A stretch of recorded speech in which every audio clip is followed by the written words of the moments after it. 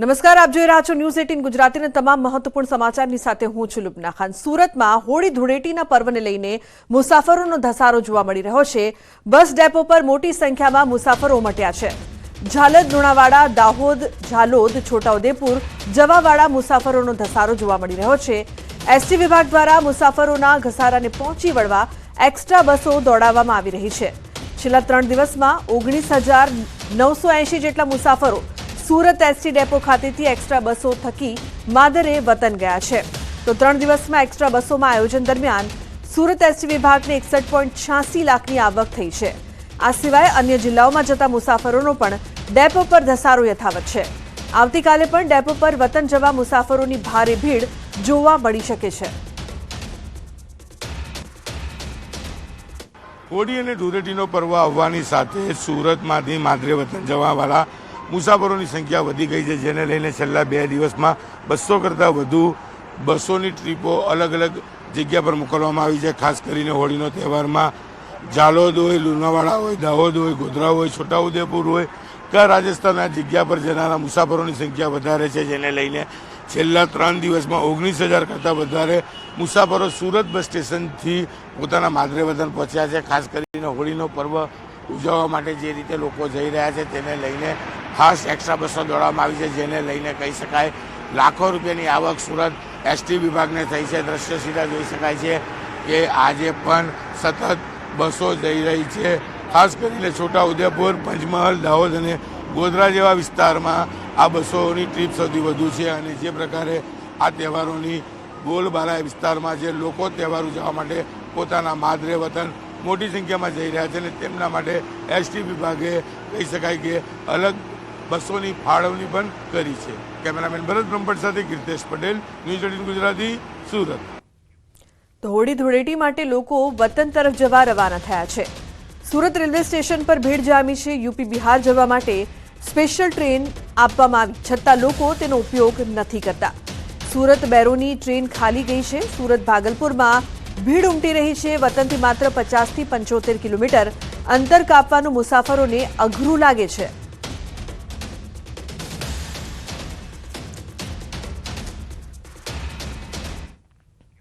તો સુરતના વેસુ વિસ્તારમાં ટ્રાવેલ્સ એજન્સીને રાતોરાત તાળા લાગી ગયા છે। ટ્રાવેલ્સ એજન્સીએ દુબઈ, સિંગાપોર, મલેશિયા, બાલી ફરવા જવાના સસ્તા અને આકર્ષક પેકેજ ઓફર કરીને બુકિંગ પેટે નાણાં ઉઘરાવ્યા હતા।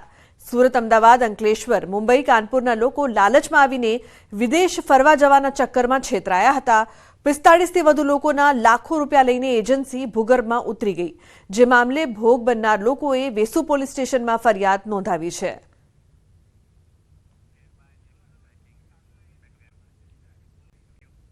હવે વાત કરીએ આસ્થાની પદયાત્રાની।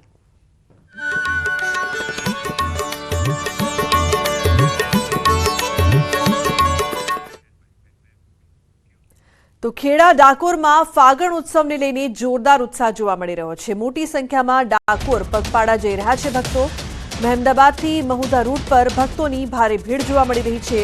પગપાળા ચાલતા યાત્રિકો સેવા કેમ્પમાં વિસામો કરતા નજરે પડ્યા। તો વધુ માહિતી માટે સંવાદદાતા દીપિકા લાઈવ જોડાયા છે, તેમની પાસેથી વધુ માહિતી લઈએ। દીપિકા, જે પ્રકારથી યાત્રિકોમાં અત્યારે ઉત્સાહનો માહોલ છે અને થોડોક જ સમય પણ હોળીને બાકી રહ્યો છે, પોતાની મનોકામના પૂર્ણ કરવા માટે તમામ લોકો અહીં આવી રહ્યા છે, શું વધુ માહિતી, શું વધુ અપડેટ્સ? બિલકુલ લોગના, અત્યારે તો મારી આગળ પાછળ લોકો જોઈ રહ્યા છે સરખા પરિવેશ સાથે મહિલાઓ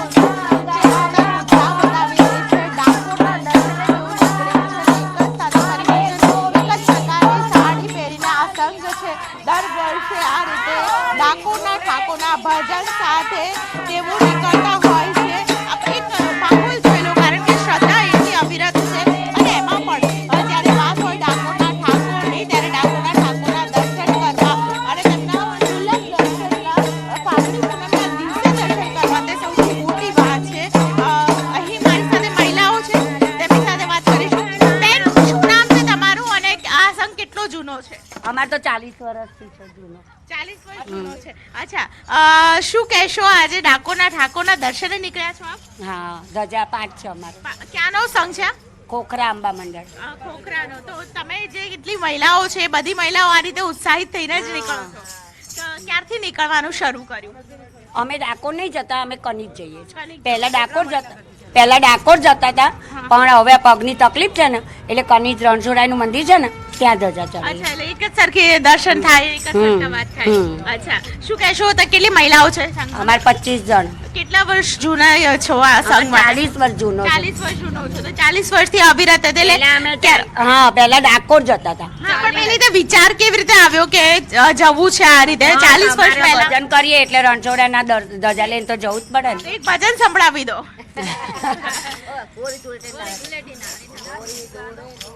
મારું પેલું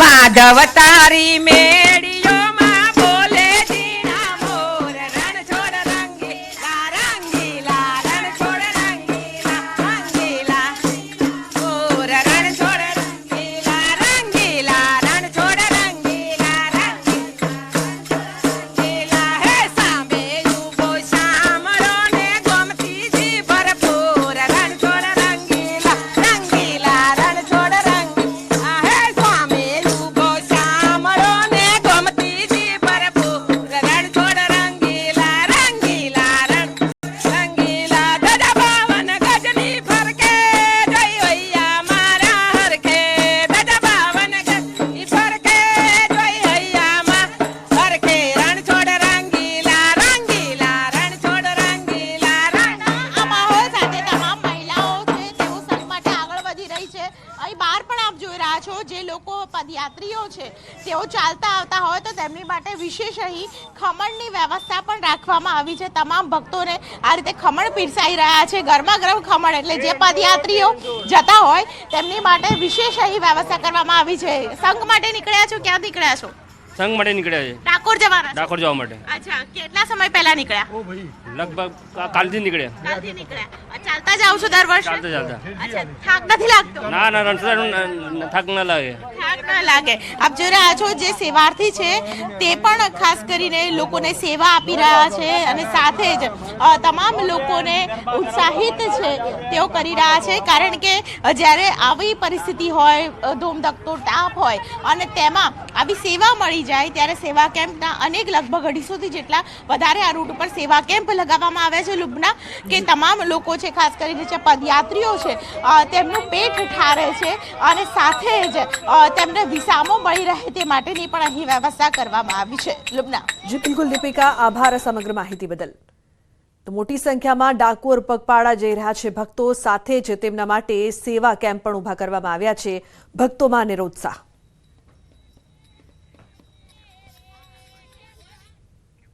તો હવે વાત કરીએ મહાસંગ્રામની.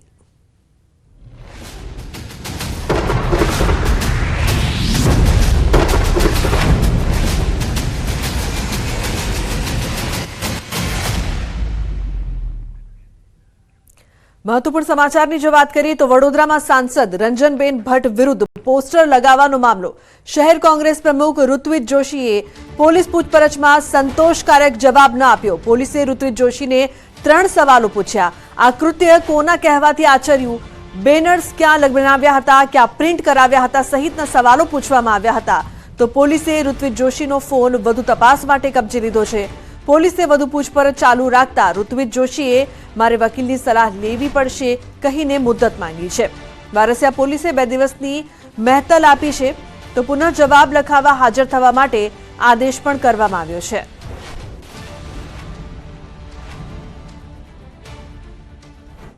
જૂનાગઢ ભાજપ દ્વારા કોંગ્રેસ સામે આચારસંહિતાના ભંગની ફરિયાદ કરવામાં આવી છે. જૂનાગઢના વંથલીમાં 19 માર્ચે કોંગ્રેસ અને ઇન્ડિયા ગઠબંધનને સભાનું આયોજન કરવામાં આવ્યું હતું, જેમાં પોરબંદર કોંગ્રેસ લોકસભા બેઠક ઉમેદવાર લલિત વસોયા પણ હાજર હતા, જેને લઈને ભાજપ આકરા પાણીએ જોવા મળી રહ્યું છે.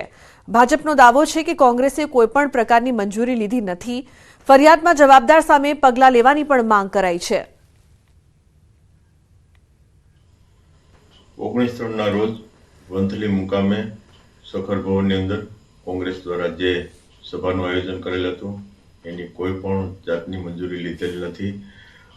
અમારી આચારસંહિતાનો ભંગ કરેલ છે એની અમારી ફરિયાદ છે. વંથલીની મેઇન બજારની અંદર એને જે સરઘસનું આયોજન કરેલું હતું પોતે જ કોંગ્રેસ પક્ષના આગેવાનો અને પોરબંદર લોકસભાના ઉમેદવાર પણ સભા સ્થળે હાજર હતા. માઇકની મંજૂરી લીધેલ નથી. આચારસંહિતાનો ભંગ કરેલ છે તો જિલ્લા કલેક્ટરને આચારસંહિતાનો ભંગ કરેલ છે એની સામે પગલાં લેવા અમારી માંગ છે. તો બુલેટિનમાં હાલ રોકાઈશું એક બ્રેક માટે. આપ જોતા રહો ન્યૂઝ 18 ગુજરાતી.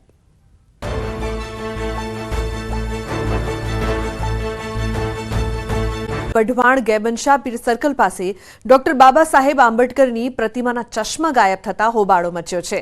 ગેબનશાહ પીર સર્કલે લોકોના ટોળા એકઠા થતા મામલો ગરમાયો હતો. વઢવાણ પોલીસ સહિતની ટીમ ઘટના સ્થળે પહોંચીને મામલો થાળે પાડવાનો પ્રયાસ હાથ ધરાયો. જો કે પોલીસે સ્થળ પર તપાસ કરતા આસપાસ લાગેલા સીસીટીવી ફૂટેજ ચકાસવામાં આવ્યા, જેમાં એક વ્યક્તિ મોઢા પર રૂમાલ બાંધી સાંજના સમયે બાબા સાહેબની પ્રતિમા પાસે શંકાસ્પદ હિલચાલ કરતો જોવા મળ્યો હતો. આથી પોલીસે તાત્કાલિક સીસીટીવી ફૂટેજના આધારે શંકાસ્પદ વ્યક્તિને પકડવા માટે 5 અલગ અલગ ટીમો બનાવવામાં આવી અને ગુનો દાખલ કરીને આગળની કાર્યવાહી કરવામાં આવી છે. આજે બંધારણના ઘડવૈયા એવા ડૉક્ટર બાબા સાહેબ આંબેડકર સાહેબના કોઈ અજાણ્યા વ્યક્તિએ બરાબર ન્યુસન્સ વ્યક્તિએ માત્ર ને માત્ર દલિત સમાજને અપમાનિત થાય અને દલિત સમાજ જે પીડિત અને વ્યથિત થાય એટલે માટે થઈને પ્રી પ્લાનિંગ પોતે આવી અને બાબા સાહેબના ચશ્મા તોડી નાખવામાં આવેલ છે અને બાબા સાહેબના ચશ્મા તોડી અને પોતે મોઢે મુકાનું બાંધી અને એ જતો રહ્યો છે. જિલ્લામાં દલિત સમાજ રજૂઆત કરતા તાત્કાલિક એમની રજૂઆત સાંભળી એફઆઈઆર દાખલ કરી ગુનો દાખલ કરેલ તેમજ આરોપી સીસીટીવીમાં જોવા મળેલ છે, જેના વર્ણન ઉપરથી 5 ટીમો બનાવી શહેર વિસ્તારમાં આરોપીની શોધખોળ ચાલુ છે. હાલ પરિસ્થિતિ નિયંત્રણ હેઠળ તમામ ગ્રામજનોએ ખૂબ જ સારો સહકાર આપેલ છે અને આરોપી પકડવા માટે પૂરતા પ્રયાસો. મહેસાણાના કડીના કરણપુરમાં 2 જૂથ વચ્ચે અથડામણની ઘટના સામે આવી છે. એક વૃદ્ધને લાકડી ધોકા વડે માર માર્યો. વાહનોમાં ટોળાએ તોડફોડ કરી. ઘણા સમયથી 2 જૂથ વચ્ચે અદાવત હતી. એસિડની બોટલો પણ ફેંકાઈ હોવાની માહિતી છે. ઘટનામાં એક વૃદ્ધ ઇજાગ્રસ્ત. પોલીસ અધિકારીઓનો કાફલો ઘટના સ્થળે પહોંચીને પરિસ્થિતિ કાબૂમાં લીધી હતી. તો એસિડની બોટલો પણ ફેંકાઈ હોવાની માહિતી સામે આવી રહી છે. જૂથ અથડામણની આ ઘટનામાં એક વૃદ્ધ ઇજાગ્રસ્ત થયા છે. પોલીસ અધિકારીઓનો કાફલો ઘટના સ્થળે પહોંચ્યો છે. કડીના કરણપુરમાં 2 જૂથ વચ્ચે અથડામણ થઈ હતી. એક વૃદ્ધને લાકડી અને ધોકા વડે માર પણ મારવામાં આવ્યો છે. તો વાહનોમાં ટોળાએ તોડફોડ કરી છે. મોટા પાયે નુકસાન પણ કરવામાં આવ્યું છે. ઘણા સમયથી 2 જૂથ વચ્ચે અદાવત હોવાનું પણ સામે આવ્યું છે. એસિડની બોટલો પણ ફેંકાઈ હોવાની માહિતી. વધુ માહિતી માટે કેતન જોડાયા છે ફોન લાઈન પર. કેતન, શું અપડેટ્સ પ્રાપ્ત થઈ રહી છે? ચોક્કસથી લીધા જણાવ્યું કે કડીમાં ગત રોજ 2 જૂથ વચ્ચે ભીંગાણું સર્જાયું હતું, જેમાં વાહનોમાં જે તોડફોડ હોય છે તે પણ થઈ હતી. કડીના કરણપુરમાં એક જ સમાજના 2 જે જૂથો વચ્ચે ભીંગાણું ગત રોજ સર્જાયું હતું. વાહનોમાં તોડફોડ અને એક આગળનો ધોકા અને લાકડીઓ વચ્ચે પણ માર મારવામાં આવ્યો હતો. ઘણા સમયથી 2 જૂથ વચ્ચે જૂની અદાવત હતી, જ્યારે ગત રોજ સ્થળ પર કેટલાક વાહનોમાં તોડફોડ પણ કરવામાં આવી હતી. ધોકા, લાકડીઓ, પથ્થરો, એસિડના બાટલાઓ પણ નો મારો હોય છે તેની પણ માહિતી હાલમાં મળી રહી છે. જી બિલકુલ, આભાર સમગ્ર માહિતી બદલ. શું તમને ખબર છે, છેલ્લા થોડા મહિનાઓથી ગુજરાતના વલસાડમાં એક એવી ચોરી કરતી ગેંગ સક્રિય હતી જે રાત્રે નહીં પરંતુ દિવસે ચોરી કરવાનું પસંદ કરે છે. આ સાંભળી ચોક્કસથી તમને વિશ્વાસ નહીં આવ્યો હોય, પરંતુ આ સત્ય છે. વલસાડના હિંગળાજ ગામમાં એક બંધ ઘરને નિશાન બનાવી હાથ ફેરો કરીને ફરાર થઈ ગયેલ આ ચોર ગેંગને પકડી પાડવામાં આવ્યા છે.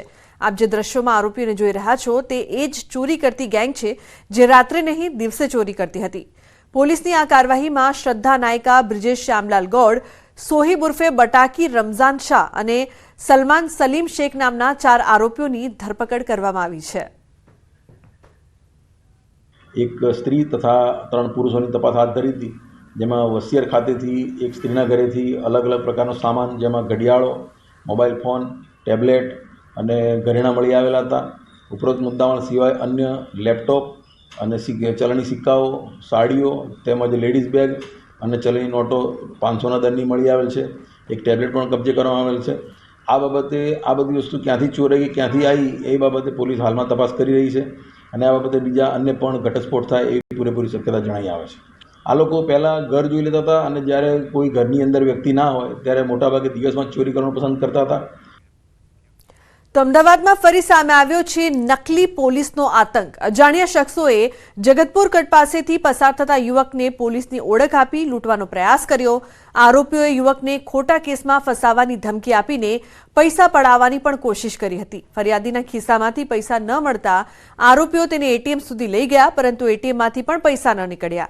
આરોપીઓની વાતચીત શંકાસ્પદ લાગતા ભોગ બનનારે આઈ કાર્ડ માંગતા બંને શખ્સ ભાગવા લાગ્યા. જો કે યુવકોએ આરોપીઓના ટુ વ્હીલરનો નંબર નોંધી લેતા પોલીસને આરોપીઓની શોધખોળમાં મદદ મળી છે. પોલીસે સીસીટીવી ફૂટેજના આધારે શોધખોળ કરતા મોહમ્મદ રફીક અને ઇરફાન પઠાણ નામના બંને આરોપીઓની ધરપકડ કરાઈ છે.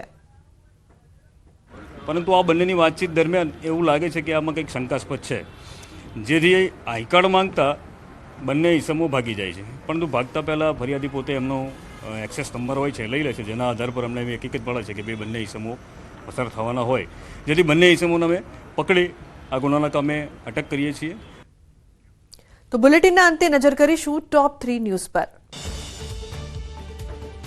ગુજરાતના 6 જિલ્લા માટે હીટવેવની હવામાન વિભાગની આગાહી. કચ્છ અને સૌરાષ્ટ્રના 5 જિલ્લા માટે આગાહી. 25 બાદ દીવમાં હીટવેવની આગાહી. દિલ્હીમાં આજે ભાજપની ત્રીજી સીઈસીની બેઠક. 8 રાજ્યોના ઉમેદવારોના નામો પર મંથન. પીએમ મોદી, અમિત શાહ અને નડ્ડા રહેશે હાજર. બનાસકાંઠામાં ઘૂંઘટ પર રાજનીતિ. ભાજપના રેખાબહેનના કોંગ્રેસના ગેનીબેન પર પ્રહાર. કહ્યું, હું રોજ માથે ઓઢું છું.